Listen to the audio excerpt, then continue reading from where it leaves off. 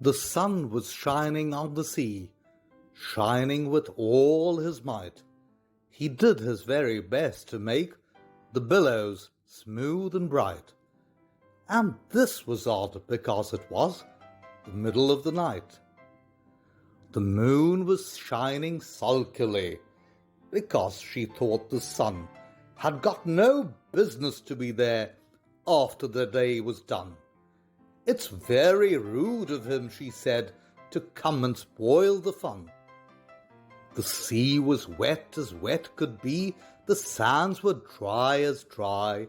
You could not see a cloud because no cloud was in the sky. No birds were flying overhead, there were no birds to fly. The Walrus and the Carpenter were walking close at hand. They wept like anything to see such quantities of sand. If this were only cleared away, they said, it would be grand. If 7 maids with 7 mops swept it for half a year, do you suppose, the Walrus said, that they could get it clear? "I doubt it," said the Carpenter, and shed a bitter tear. "Oh, oysters, come and walk with us," the Walrus did beseech. "A pleasant walk, a pleasant talk, along the briny beach. We cannot do with more than 4 to give a hand to each." The eldest oyster looked at him, but never a word he said. The eldest oyster winked his eye and shook his heavy head, meaning to say he did not choose to leave the oyster bed. But 4 young oysters hurried up, all eager for the treat.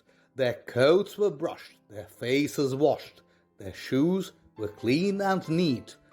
And this was odd because, you know, they hadn't any feet.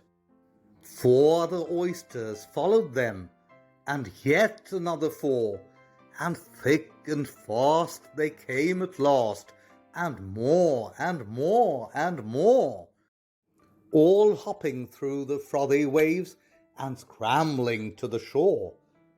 The Walrus and the Carpenter walked on a mile or so, and then they rested on a rock conveniently low, and all the little oysters stood and waited in a row.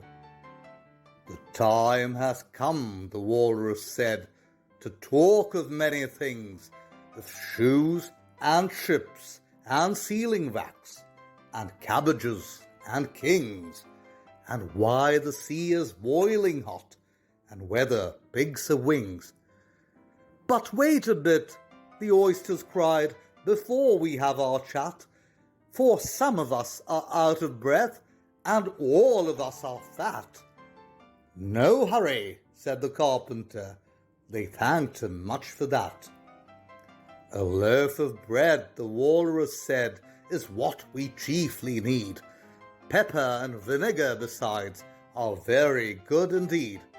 Now if you're ready, oysters dear, we can begin to feed." "But not on us," the oysters cried, turning a little blue. "After such kindness, that would be a dismal thing to do." "The night is fine," the Walrus said. "Do you admire the view?" "It was so kind of you to come, and you are very nice." The Carpenter said nothing but, "Cut us another slice. I wish you were not quite so deaf. I've had to ask you twice." "It seems a shame," the Walrus said, "to play them such a trick, after we brought them out so far and made them trot so quick." The Carpenter said nothing but, "The butter's spread too thick." "I weep for you," the Walrus said. "I deeply sympathize." With sobs and tears he sorted out those of the largest size, holding his pocket handkerchief before his streaming eyes. "Oh, oysters," said the Carpenter, you've had a pleasant run. Shall we be trotting home again? But answer came there none. And this was scarcely odd, because they'd eaten every one.